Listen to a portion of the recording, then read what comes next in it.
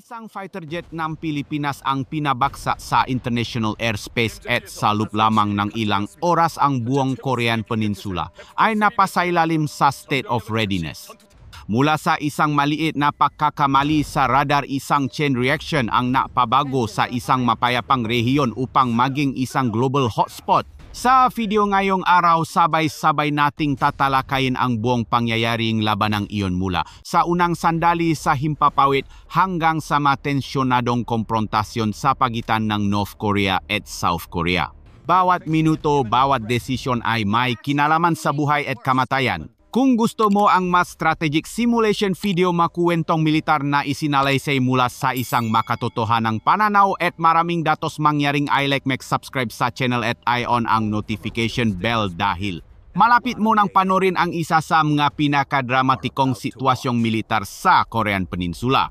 Sa international waters, humigit kumulang 130 km mula sa hangganan ng airspace sa pagitan ng South Korea at Japan, isang fighter jet ng Pilipinas ang nagsasagawa ng isang nakagawang training flight. Ang mission ay kumpirmadong isang navigation check at long-range radar calibration flight. Ang piloto ay normal na nakikipag-ugnayan sa control station, stable ang signal at maganda ang panahon. Nakapatala ang radar ng Japan ng isang maliit na kislap sa screen. Biglang naputol ang signal line ng fighter jet ng Pilipinas. Nakatanggap ang Regional Coordination Center ng isang agarang babala mula sa Air Defense System ng South Korea na nagpaputok sila ng isang medium-range missile alinsunod sa mga alituntunin ng depensa. Parehong nagulat ang makabilang panig sa pagkakataong ito. Natukoy ngang Coastal Radar Station ng South Korea ang lokasyon ng pagbagsak sa dagat sa mga coordinate na humigit kumulang 80 km mula sa baybayin. Mula sa mga imahe ng satellite, nakita ang isang mahabang itim na usok sa ibabaw ng dagat na unti-anting naglaho sa hamog. Isang distress signal mula sa Pilipinong piloto ang na-broadcast sa loob ng 12 segundo bago tuluyang nawala. Ang search and rescue unit ng South Korea at Japan ay inutusang umalis. Isang Japanese patrol vessel ang nakakita ngang maraming lumulutang na piraso ngang metal kung saan ang serial number ay tumutugma sa sasakyang panghimpapawid ng Pilipinas at ang balita ay nakumpirma. Inanunsyo ngang kagawaran ng tanggulang pambansa ngang Pilipinas na nawalan sila ngang kontak sa piloto habang nasa isang training mission. Ipinahihiwating paunang datos na maring nakamaling pagkakakilanlan sa target ang radar system ng South Korea na humantong sa maling pagpapaputok. Agad na naglabas ng press release ang South Korea na nagsasabing lubos silang nang hihinayang at makikipagtulungan sa investigasyon. Gayunpaman, mabilis na kumalat ang impormasyong ito na nagdulot ng malakas na reaksyon mula sa publiko sa rehiyon. Sa Hanoi, nakpadala ang kagawaran ng ugnayang panlabas ng Pilipinas ng isang diplomatikong sulat na humihiling sa South Korea na linawin ang dahilan at tiyakin ang isang objektibong investigasyon. Patuloy na nagulat ang international media habang lumalabas sa social media ang makakaibang opinyon. Sa dagat, nakpatuloy ang search team sa kabila ng malalaking alon. Nakitang isang rescue vessel ang isang bahagi ng steel frame na may markang pangmilitangang Pilipinas na halos tiyak na kumukumpirma na ito ang lugar ng pagbagsak ng eroplano. Nagpatuloy ang lahat ng rescue operations. Ang insidente ay tumagal lamang ng ilang minuto ngunit nag-iwan ng matitinding kahihinatnan. Isang nawawalang fighter jet, isang piloto na hindi pa alam ang sinapit at ang relasyon sa pagitan ng dalawang kaalyadong bansa sa rehiyon ay agad na nahing tensyonado. Sabay-sabay na tinaasan ng radar system sa Northeast Asia ang kanilang monitoring frequency. Walang nakakalam kung ano ang susunod na mangyayari ngunit ang buong rehiyon ay lumipat sa pinakamataas na estado ng alerto. Mula sa isang maling pamamaril na hindi pa alam ang dahilan, pumasok ang Korean Peninsula sa isang yugto na tinawa ng mga analis na ang unang gabi ng babala. At iyon ay simula pa lamang ng isang serye ngang mas malubang nga kaganapan na unti-anting nabubuo sa hilaga ng 38 paralel. Matapos makumpirma ang insidente ngang pagbaksa ngang fighter jet ng Pilipinas ang buong rehiyon ng Northeast Asia ay pumasok sa isang estado ngang tensyon at sabay-sabay na naglabas ng serye ngang opisyal na pahayag ang nga ahensyang diplomatiko, militar at media.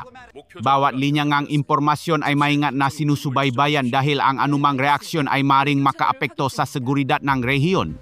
Sa Hanoi, ang kagawaran ng ugnayang panlabas ng Pilipinas ay nakpadala ng diplomatikong sulat sa Embahada ng South Korea na humihiling ng paglilinaw sa sanhi pagbibigay ng lahat ng data ng radar at pakikipag-ugnayan sa search and rescue.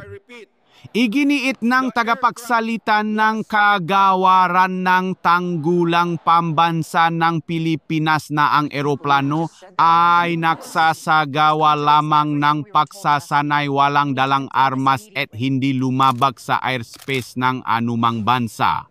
Ang tono ay pinigilan ngunit nakpakita ng malinaw na pakabigla sa insidente.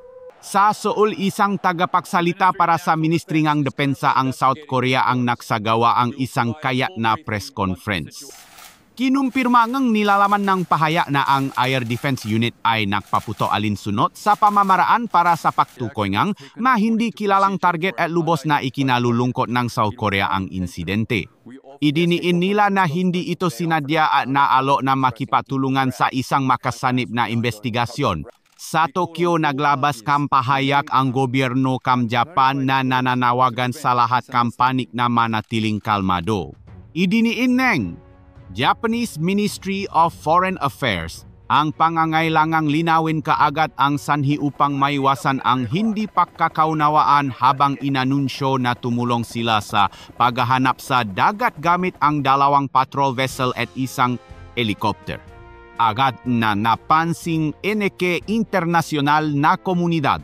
Ang United Nations, ASEAN at maraming malalaking bansa ay naglabas ng ngapaya na umaasang harapin ito ngang 2 panik sa pamamagitan ng diplomasya, sabay-sabay na iniulat ng internasyonal na pamamahayag. Tinawa ito ngang isang European News Agency na isang hindi inaasahang insidente ngunit may potensyal na panganib sa rehiyon. Sa social media, maraming tao ang napahaya ang kanilang pakikiramay at pag-asa na mahanap ang nawawalang Pilipinong piloto. Ang iba ay napahaya ng pagkabahala na ang insidente ay maaring humantong sa hindi pagkakaunawaan sa pagitan ng mga kaalyadong bansa. Nahati ang opinyon ng publiko sa 2 direksyon. Ang isa ay nananawagan ng kahinahunan, ang isa naman ay nagtatanong tungkol sa responsibilidad ng air defense system ng South Korea. Sinuringan nga internasyonal na eksperto sa militar na ang sanhi ay maaring na mula sa isang error sa pagkakakilanlan ngang radar sa ilalim ngang komplikadong nga kondisyon ng pagsasanay. Ipinakita ang isang paunang ulat mula sa Regional Aviation Monitoring Center na ang signal ngang pagkakakilanlan ngang fighter jet ng Pilipinas ay maring najam salok ngang ilang segundo bago ang insidente. Ito ang naging sanhi upang mali ang pag-uri ngang automated system. Gayunpaman ang insidente ay nagtaas pa rin ng maraming debate tungkol sa mga patakaran ng pakikipag-ugnayan para sa mga hindi kilalang target sa international airspace. Maraming opinyon ang nagsasabi na ang masyadong maikling oras ng pagtugon ay maaring naging sanhi ng pagkakamali. Sa Washington, ipinahayag ng tagapagsalita ng US State Department ang malalim na pagkabahala at hinikayat ang 2 bansa na lutasin ito sa pamamagitan ng dialogo. Naglabas din ng katulad na pahayag ang China at Russia na parehong nadiriin sa kahalagahan ng katatagan ng rehiyon. Habang patuloy na gumagana ang nga diplomatikong channel, maraming mapagkukunan mula sa mga Regional Analysis Agency ang nagsabi na sinimulan ng North Korea na subaybayan ng mabuti ang nga kaganapan ngunit hindi agad nagbigay ng pampublikong reaksyon ang Pyongyang. Ngunit nakaroon ng maikling komentaryo ang state media na nagsasabing ipinapakita ng kaganapang ito na ang rehiyon ay pinakbabantaan ng mismong nga nakpapanggap na tagapagtanggol ng kapayapaan. Dumami ang nga aktibidad ng pagmamatiyak ng militar sa paligid ng Korean Peninsula.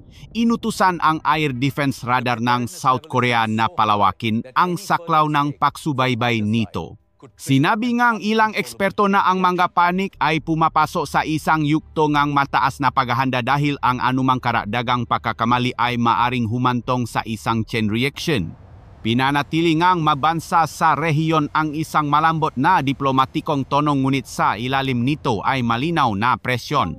Napansin ngang taga-masit na maaring hindi manatiling neutral ang North Korea ng matagal at iyon nga ang naging katotohanan. Nakapaktala ang Satellite Observation System ngang Northeast Asia ng maraming di pangkaraniwang pagbabago sa teritoryo ng North Korea.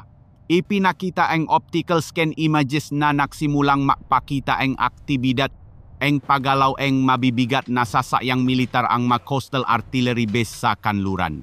Biglang tumaas ang init na namumula sa mga hangar sa mga base ng Wonsan at Sancheon na napapahiwati na ang gadget engine ay pinaandar. Sa South Korea Joint Command Center nakapagtala ang ground radar at mobile long-range radar ng 10-10 signal na gumagalo mula sa hilaga.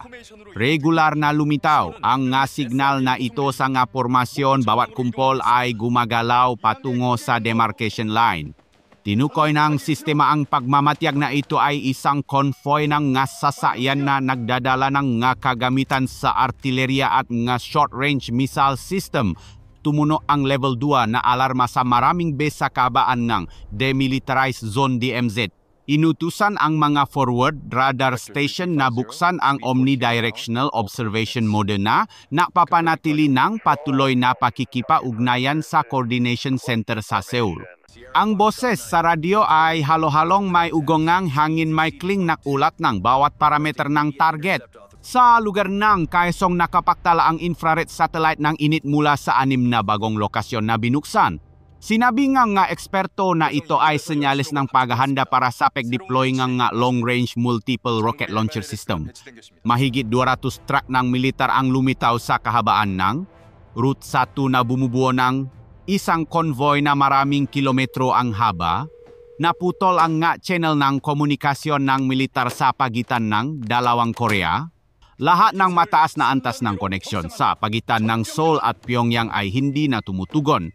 Agad na nagutos ang Ministry ng Depensa ng South Korea na itaas ang antas ng kahandaan sa labanan sa level 3. I-deploy ang mga karagdagang unit ng depensa sa himpapawid. Ilang mga reconnaissance aircraft ang lumipat mula sa Suwon Base lumilipat sa kahabaan ng hangganan upang mangolekta ng mga imahe mula sa lupa. Sa Japan inilihis ng Maritime Self-Defense Force ang 2 destroyer sa dagat ng Japan upang subaybayan ang aktibidad. Inanunsyo ng United Nations Comment sa South Korea na mahigpit nilang sinusubaybayan ang lahat ng paggalaw sa hilaga. Isang electronic tactical map ang malinaw na nakpakita ngang kumpol ngang paggalaw ngang North Korea, 3 coastal artillery regiment, 2 air defense missile unit at isang mechanized brigada ang naitalang umalis sa kanilang mga nakapirming posisyon. Sa isang airbase malapit sa Pyongyang, isang squadron ng fighter jet ang napunuan ng gasolina at handa ng lumipat. Ang tuno mula sa larangan na naitala sa pamamagitan ng channel nga militar ay nakpakita nga ingay nga makinang sasakyan ang tuno nga internal speaker na gumagabay sa mga sundalo na magtipon at ang tuno nga sirena na hudyat sa bawat yuktong pag-deploy. Sinuring ngang istasyon ng impormasyon ng South Korea na ang ganitong kalaking pag-deploy ay hindi isang regular na ehersisyo kundi isang tunay na paghahanda para sa isang mabilisang pagtugon. Hindi pa rin naglalabas ng anumang opisyal na pahayag ang Pyongyang. Gayunpaman naniniwala ang mga analis na ang North Korea ay lumilipat sa isang estado ng ganap na kahandaan sa labanan. Ang pagsuspinde sa mga channel ng komunikasyon ay ang unang hakbang sa proseso ng paghahanda para sa limitadong aksyong militar. Sa paningang South Korea, inutusan ng observation post na magpanatili ng komunikasyon kada 2 minuto. Ang mga puwersa sa frontline ay nakatanggap nga natagubilin na mag-obserba ngunit hindi unang magpapaputo. Bumalot ang tensyon sa kahabaan ng hangganan na may habang higit sa 200 kilometer. Bawat minutong lumilipas lahat ngang radar kamera at listening system ay nakatutok sa Hilaga. Ang pansamantalang katahimikan ay hindi nakabawas sa antas ng pagbabantay sa command center. Naintindihan ng bawat opisyal na anumang maliit na pagkakamali ay maaring maging mitsa nga apoy. Hinihintay ng buong rehiyon ang susunod na hakbang ng North Korea at ang sagot ay dumating sa isang pahayag na pumukaw sa atensyon ng buong mundo. Inihaya ang pambansang telebisyon ng North Korea ang isang opisyal na pahayag. Iginiin tagapagsalita ang National Defense Commission na ang South Korea ang nakdulot ng insidente na nakbabanta sa kapayapaan sa rehiyon habang idineklara ang paglulunsad ng isang kampanya na tinatawag na apoy ng parusa. Ang layunin ngang kampanya ay upang pigilan at tugunan ang nga aksyon na itinuturing ngang Pyongyang na seryosong destabilizing. Kasunod ng pahayag sabay-sabay na na-activate ang mga multiple rocket launcher system at long-range artillery sa kahabaan ng kanlurang baybayin. Nakapagtala ang mga satellite ng maraming bansa ng higit sa 30 puntos ng mataas na init sa lupa. Ang puwersang pamamaril ng North Korea ay inayos sa 3 kumpol ang mga lugar ng Kaesongnam-po at Sinuiju. Bawat kumpol ay may tungkuling manakot sa mawalang nakatirang lugar malapit sa hangganan. Nakapagtala ang mga radar station ng South Korea ng maraming long-range artillery shell na lumilipat sa buffer zone ngunit hindi bumabagsak sa mga target na sibilyan. Na-activate ang pambansang sistema ngang babala. Tumuno ang mga sirena sa mga probinsyang malapit sa hangganan. Ang mga ilaw ngang babala sa DMZ ay sinindihan sa kahabaan ng linya. Hindi direktang umatake ang North Korea ngunit pinili ang opsyon ng pagbabanta sa pamamagitan ng limitadong puwersa. Ang mga artillery barrage ay pangunahing naglalayong magdulot ng psikolohikal na presyon at subukan ang reaksyon ng South Korea. Bawat barrage ay tumagal ng wala pang 2 minuto. Ang distansya ang pagpapaputok ay kinakalkula upang hindi lumampas sa military control zone. Agad na tumugon ang panig ng South Korea. Iniutos ng Joint Chiefs of Staff ang pagdeploy ng mga Quick Reaction Forces na inilagay ang buong Northern Military District sa combat readiness. Ang Green Pine at NTPY long-range radar systems ay inilipat sa continuous tracking mode. 2 squadron ng 15 at KF-21 fighter jets ang inutusan na mag-standby sa mga base ng Cheongju at Daegu. Naglabas ng kagyat na pahayag ang UN Command Center sa Seoul na humihiling sa mapanik na magtimpi. Gayunpaman patuloy na nakapagtala ang surveillance radar ngang maalon ng signal mula sa Hilaga. Bawat signal ay biniberipika upang maiwasan ang maling reaksyon. Nagsimulang deploy ng light jamming ang electronic warfare station ng South Korea upang bawasan ang katumpakan ng navigation system ng kalaban. Nakatanggap ngang utos ang mga unit ng hugbong dagat ng South Korea na palakasin ang pagpapatrolya sa Yellow Sea. 3 destroyer na armado ngang anti-aircraft missile ang ipinadala sa isang lugar na mga 60 km mula sa maritime border. Kasabay nito pinaandar ng North Korea ang kanilang coastal surveillance radar system upang subaybayan ang lahat ng paggalaw ng mabarkong pandigma ng kalaban. Patuloy na nag-update ang mga internasyonal na balita. Ang mga imahe nga apoy na nakliliwana sa kalangitan ng DMZ ay naitala nga komersyal na satellite at mabilis na kumalat. Sinabi nga tagamasid na sinusubukan ng North Korea ang hangganan ng reaksyon ng South Korea habang nagpapadala ng mensahe na handa silang palakihin ang sitwasyon kung kinakailangan. Pansamantalang naging matatak ang sitwasyon. Walang impormasyon tungkol sa mga nasawi o pinsala sa infrastruktura. Gayunpaman ang buong linyang ngangganan ay nanatili sa pinakamataas na estado ngang kahandaan. Pinanatiling ngang South Korea ang utos na huwag unang magpapaputok habang patuloy na pinapanatiling ngang North Korea ang kanilang artillery formation sa baybayin. Ang mga ministri enega depensa enega gapan at Estados Unidos ay naglabas enega magasanib na pahayag na umihiling sa mga panig na itihilang magagsyong militar. Gayunpaman ipinakita nga maimahe mula sa satellite na ang mga kumpol nga artileryang ng North Korea ay nanatili sa kanilang mga formasyon ngunit walang senyales ng tunay na pagbabangang tensyon. Sa Seoul, sinabi nga eksperto na ginagamit ng North Korea ang kampanyang ito upang makpadala ngang mensahe ngang pagpigil at subukan ang internasyonal na reaksyon. Ayaw nila ngang isang ganap na digmaan ngunit nais nilang igiit ang kanilang lakas at kahandaan sa labanan, ngunit nanatiling mabigat ang kapaligiran sa rehiyon. Ang mga sundalo sa makabilang paningang hangganan ay patuloy na nagbabantay. Sa tabi ng kanilang radar screen naghihintay ngang mga utos, lahat ng signal ng paggalaw ay naitala, lahat ng anomalya ay iniulat bawat minuto. Ngunit ang linya ng hangganan ay tunay na sumabog at ang bagyo ng digmaan ay nawalan ng kontrol. Nakakita ang isang forward observation post ang South Korea sa lugar ng Cheorwon ng patuloy na kislap sa hilaga. Naitala ang ground radar ang trajectory ang long-range artillery na pinaputok mula sa tatlong lokasyon malapit sa Kaesong. Ang automatic warning system ay lumipat sa emergency status. Tumunog ang sirena sa kahabaan ng linyang depensa. Ang mga unang artillery shell ay bumaksa sa isang walang nakatirang buffer zone. Ang buong lugar ay natabunan ng makapal na alikabok at usok. Nagulat ang mga taga-masid. Sa radyo nagmamadali ang boses. Agad na pinagana ng command center ang limitadong counter-battery fire gamit ang K9 self-propelled artillery na nakaposisyon sa timog ng Cheorwon. Bawat tugon ay tumagal lamang ng 2 minuto alinsunod sa mapatakaran ng depensa. Pinalawak ng North Korea ang kanilang saklaw ng pamamaril. Mahigit 30 coastal artillery gun ang sabay-sabay na nagpaputok. Ang makakasunod na pulang ilaw ay naliwanag sa buong DMZ.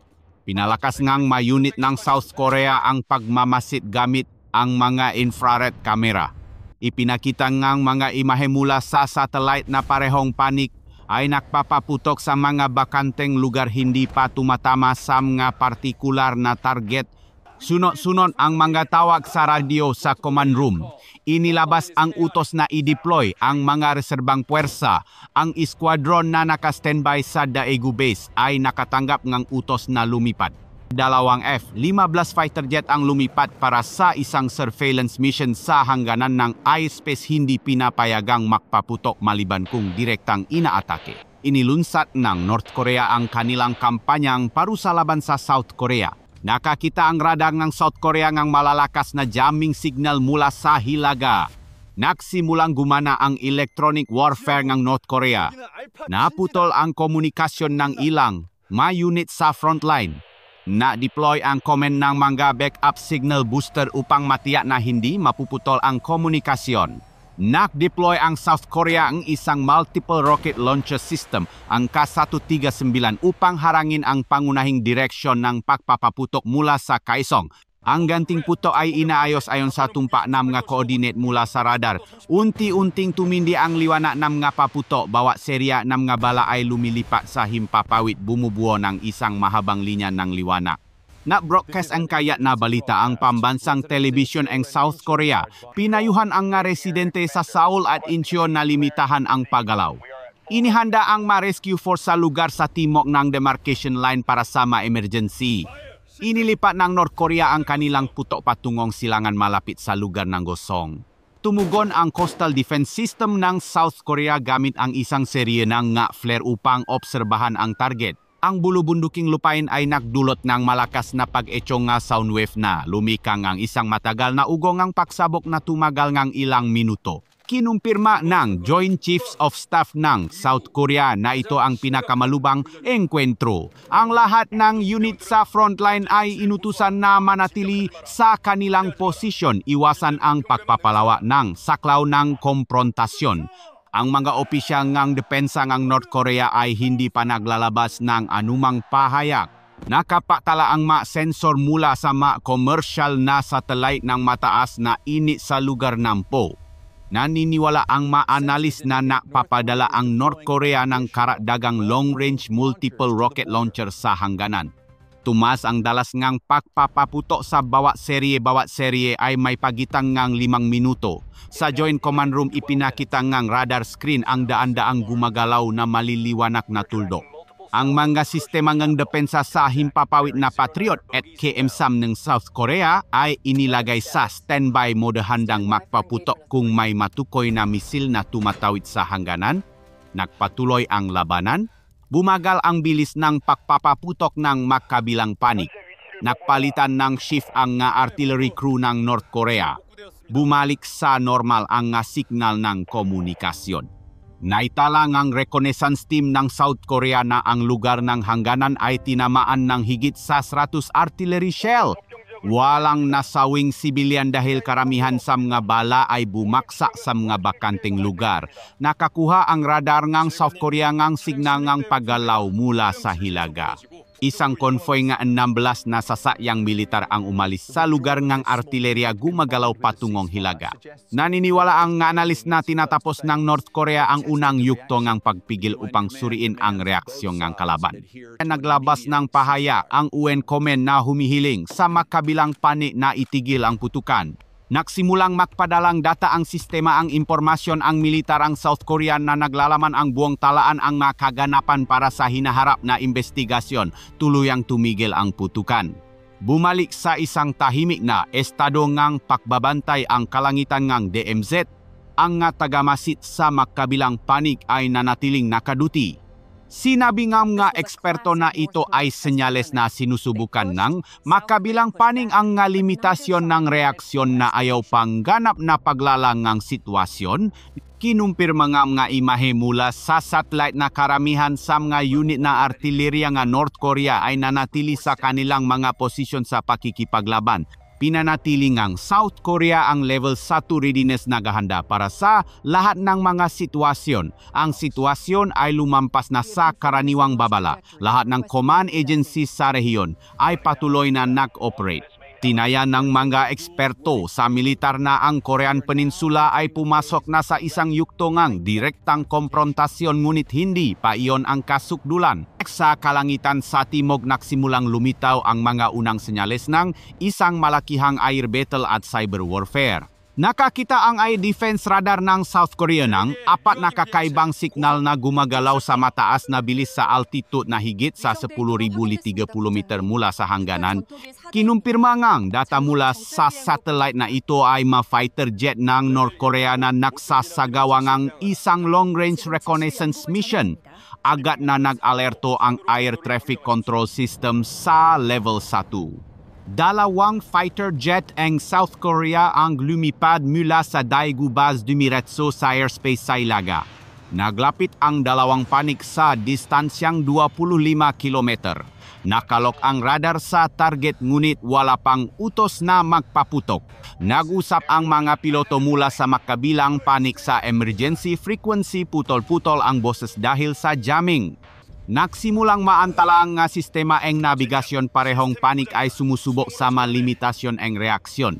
Lumitaw ang di pangkaraniwang mga electronic signal sa buong frequency band sa lugar ng Seoul. Sunod-sunod na access nang walang pahintulot ang mga server ng depensa.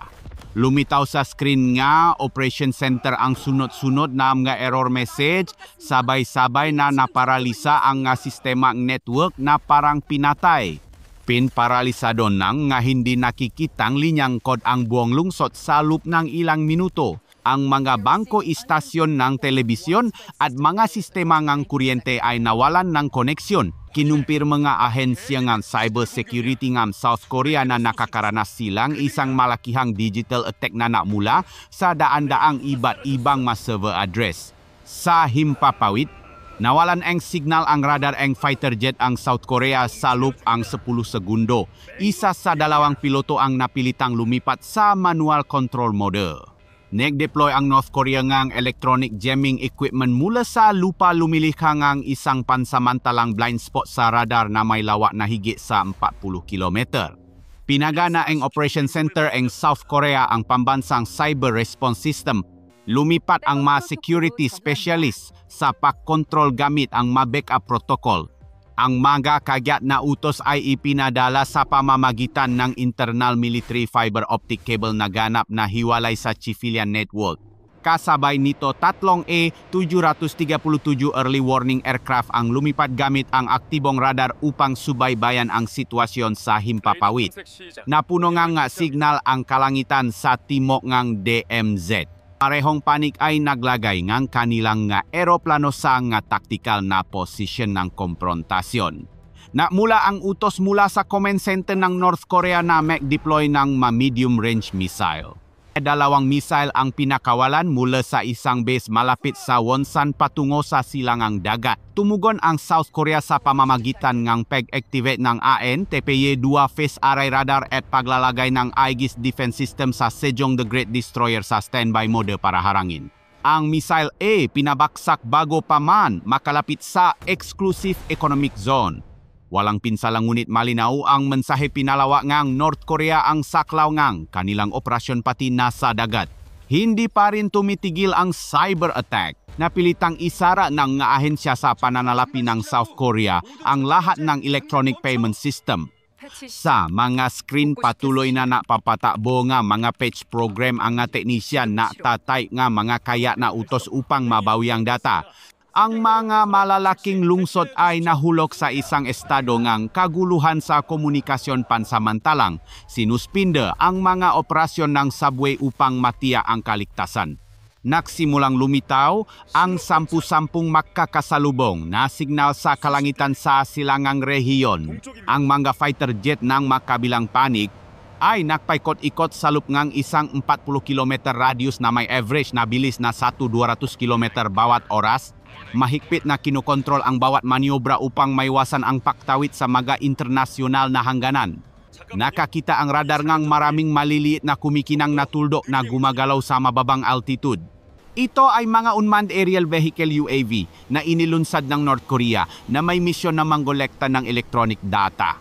Nak-deploy ang South Koreaeng mga short-range air defense system upang i-neutralize ang mga ito, iniwasan ang panganib ng malalim na pagpasok sa kanilang teritoryo. Iniulat ng Joint Operation Center ang sitwasyon ng sabay-sabay sa himpapawid pinapanatili ng mga fighter jet ang kanilang formasyon. Sa lupa unti-unting ibinabalik ang network. Parehong tunay at virtual na mga frontline ay nasa sukdulang tensyon. Lumawa ang digital war sa mga kalapit na bansa. Nakapagtala ang Japan ng mga signal ng cyber attack na may parehong uri na namumula sa mga server sa Northeast Asia. Nanawagan ang Estados Unidos at ang United Nations na itihil kagad ang lahat NG militar at cyber na aktibidad. Gayon pa man ipinakita pa rin ng signal mula sa satellite na hindi pa ibinababa ng makabilang pane ang kanilang alert level. Ang kalangitan sa Hilaga ay puno pa rin ng alon ng radar habang sa network daan-daang nga sistema ng depensa ang lumalaban pa rin sa bawat alon ng malware. Opisyal na pumasok ang Korean Peninsula sa isang yuktong ng dobleng komprontasyon pareho sa himpapawid at sa virtual space. Ang lahat ng hangganan sa pagitan ng tunay na digmaan at cyber warfare ay halos nabura na. At isang espesyal na puwersa mula sa Hilaga ang nagsimulang gumalaw isang lihim na operasyon ang inihahanda na mamarka ngang isang bagong yugto sa krisis. Matapos ang isang panahon ng patuloy na tensyon bumaba na ang tindi ng putukan ng makabilang panik. Ang kalangitan sa lugar ngang hangganan ay nababalot ng makapal na ulap, malakas ang hangin at nagsimulang umulan ng paunti-unti sa kahabaan ng DMZ. Ngunit sa mga kondisyong iyon mahirap para sa mga unit sa frontline na mag-obserba gamit ang mga optical device. Nakakita ang isang ground radar station ng South Korea ng isang maliit na signal ng paggalaw na wala pang 1 kilometer mula sa demarcation line.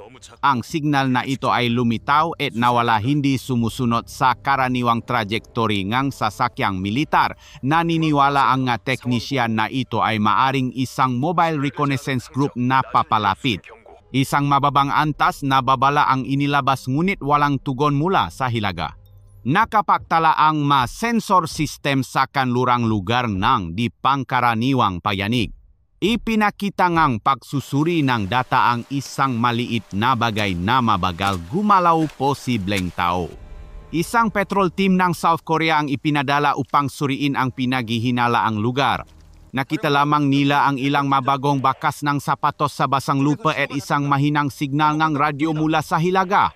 Nagulat ang intelligence source ng South Korea na posibleng nagde-deploy ang North Korea nganga Special Operations Unit sa DMZ upang magtanim ng ma-jamming device. Ipinakita ang pagsusuri mula sa mga imahe ang satellite na maraming makakaibang transmitting point ang lumitaw sa kanlurang hangganan. Ang ma-device na ito ay may tungkuling guluhin ang ma-signal ng radar at short-range na komunikasyon. Agad na pinagana ng Joint Chiefs of Staff ang South Korea ang Operation Dawn. Ang misyon ng operation ay hanapin at pigilan ang makumasok na puwersa habang tinutukoy ang uri ng jamming device. Dalawang rapid response team ang ipinadala mula sa Timoeng Lugaeng Paju dala ang ma-electronic signal detection device at isang malit na mobile radar system. Lumakas ang ulan. Ang radio and reconnaissance team ng South Korea ay naglabas ng patuloy na static na signal na nagpapatunay na nakakaranas sila ang localized jamming. Pumasok sila ng malalim sa kagubatan sa tabingang hangganan kung saan tuluyang nawala ang signal. Ipinakita ng seismic recorder ang paggalaw mula sa dalawang direksyon halos pumapalibot sa lugar sa gitna ng kagubatan. Mula sa command base nakakita pa ang radar ng tatlong bagong transmitting point. Ang kanilang signal line ay sabay-sabay na gumalaw bumubuo ng isang tatsulok na hugis. Natukoy nga ang technical expert na ito ay isang tactical jamming method, isang paraan ng diversion upang pilitin ang kalaban na ikalat ang kanilang puwersa. Isang special operations team ng South Korea ang nakarating sa pinaghihinalang lokasyon. Nakakita sila ang isang maliit na electronic device na kasing laki ang isang palat na mababaw na ibinaon sa lupa konektado sa isang pansamantalang antena. Ang tatlong device na ito ay naglalabas ng jamming waves sa low-frequency radar band sapat upang palabuin ang imahe ng target sa observation screen. Nabawi ngang South Korea ang tatlong katulad na device. Ipinakita ng nakuhang data na ang transmitting frequency ay tumutugma sa kagamitang militar ng North Korea na ginamit sa isang ehersisyo. Tinaya nga analis na ito ay isang maingat na inihandang electronic reconnaissance operation na naglalayong kolektahin ang reaksyon sa depensa ng South Korea at lumihangang isang butas para sa susunod na pag-deploy. Tinapos ng pani ng South Korea ang Operation Dawn matapos mabawi ang lahat ng device. Gayon pa man paminsan-minsan pa ring lumitaw ang kakaibang signal ng radyo. Ngunit hindi matukoy ng command center kung mayroon pang natitirang special operations team sa lugar. Sa Pyongyang hindi nakulat ang state media ng anumang tungkol sa aktibidad ng militar. Samantala napansin ng Regional Intelligence Agency na ang antas ng encryption ng data ng militar ng North Korea ay dumobal kumpara sa dati. Lahat ng satellite monitoring system ay lumipat sa continuous observation mode. Ang buong lugar ng hangganan ay nalubok sa ulan at makakasalubong na electronic signal.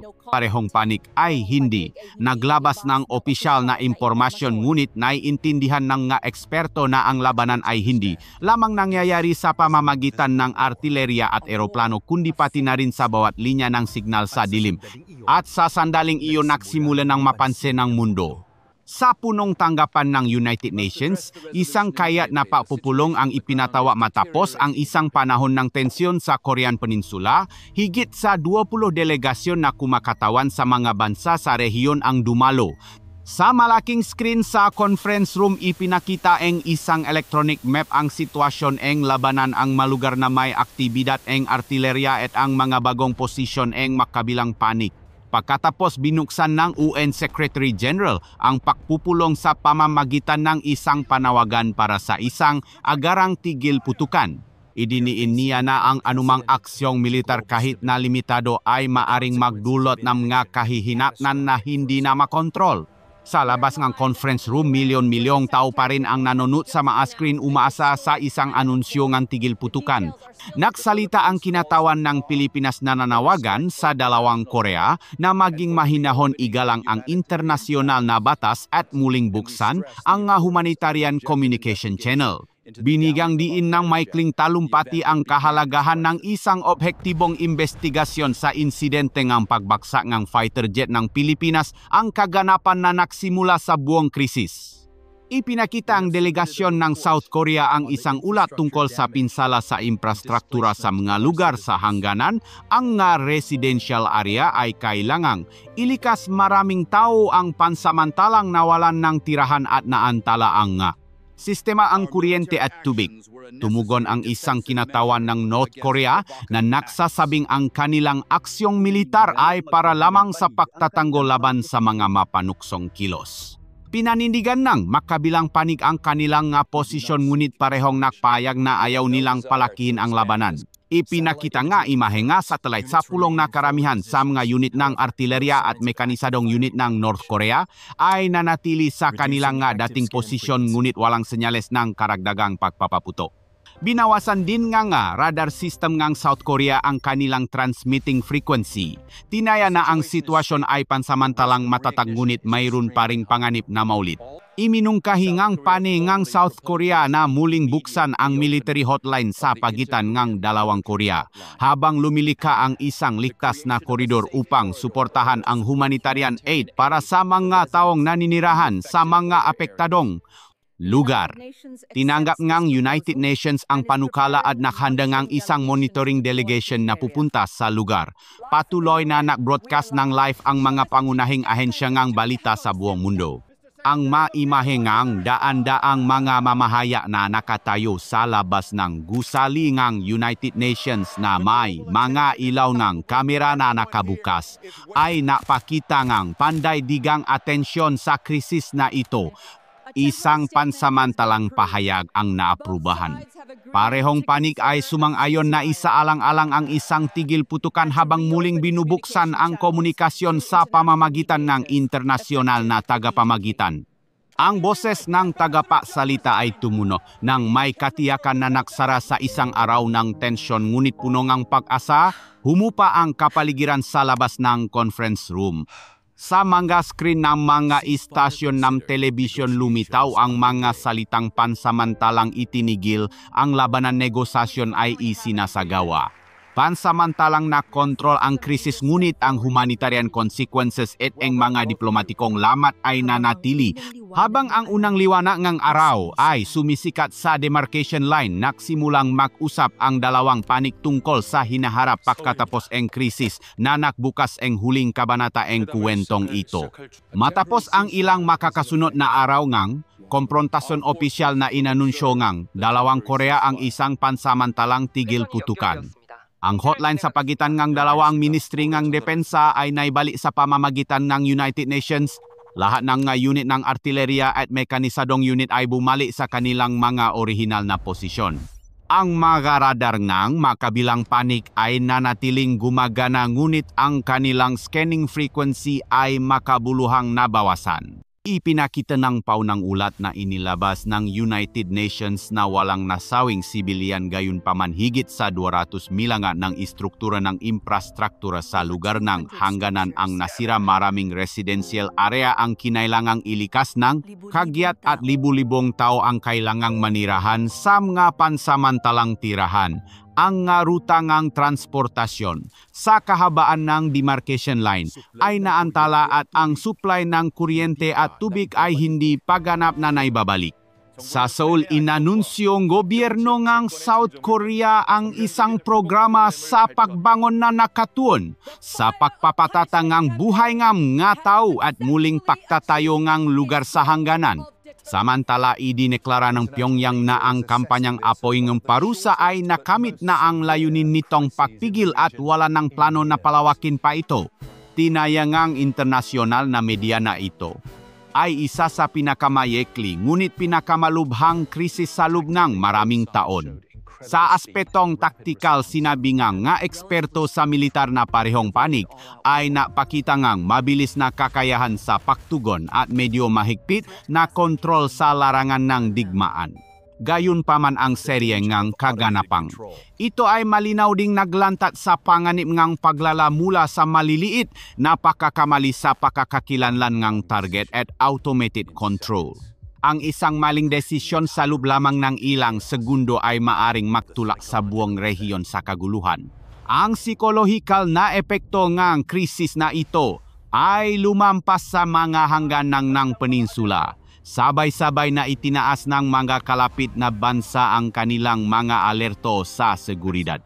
Ang nga tao sa rehiyon ay dumaan sa mga araw. Nang tensyon patuloy na sinusubaybayan ang bawat internasyonal na balita, nagsimulang kumilos ang maraming humanitarian organization na bibigay ngang pagkain at gamot sa mga tao sa mga apektadong lugar.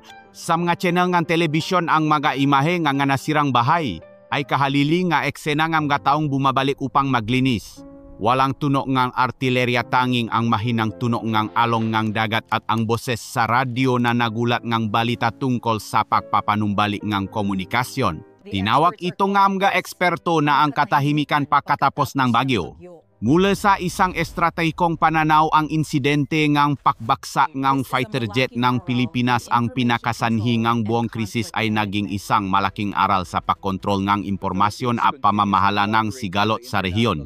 Ang Pilipinas bilang isang sangkot na partido ay patuloy na nakipagtulungan sa internasyonal na investigasyon na nakdiriin sa mensahe ngang kapayapaan at kooperasyon sa rehiyon. Habang unti-unting sumisikat ang araw sa Yellow Sea, isang pansamantalang pakiramdam ng kapayapaan ang bumalot sa buong peninsula. Ang mga bantay sa magkabilang pani ay nanatiling nakaduti tahimik na namamasid sa pamamagitan ng mga largabista. Naiintindihan nila na ang tigil putukan ay hindi nangangahulugang katapusan kundi isang maikling pahinga lamang bago ang isang bagong kabanata na puno nga hamon. Pansamantalang tumigil ang labanan, ngunit ang nga aral mula sa mga araw ng tensyon ay nananatiling may halaga. At mula sa pagsikat na iyon ng araw, muling nagtanong ang mundo kung ito na ba ang senyales para sa isang bagong panahon ng teknolohikal na komprontasyon at estratehiya ng pagpigil. Natapos na ang mga araw ng tensyon, ngunit ang mga alingaw-ngaw ng krisis ay nag-iwan pa rin sa buong rehiyon ng pagmumuni-muni. Isang maliit na pagkakamali ay sapat na upang gawing isang lugar na puno ngang pagbabantay ang isang mapayapang kalangitan. Ipinakitang sigalot na ito na sa modernong mundo ang digmaan ay hindi lamang nasa larangan ng digmaan kundi pati na rin sa bawat desisyon, bawat linya ngang utos at maging sa pagtitimpi ng gataw. Mapapanatili lamang natin ang kapayapaan kapag alam ngang bawat bansa kung kailan titigil sa tamang oras at naunawaan na ang kabilang panig ay mga tao rin. Nanais mabuhay ng payap. Kung sa tingin mo ay nakakatulong ang nga kwentong tulad nito upang mas maunawaan ang estratehiya mga tao at ang halagang kapayapaan mangyaring. Mag-iwan ng isang like, isang komento at mag-subscribe sa channel upang makaroon ako nga dagang motibasyon na gumawa ngang mas malalim na mga video. Hanggang sa muli sa mga susunod na yuktong military hypothetical series. Paalam.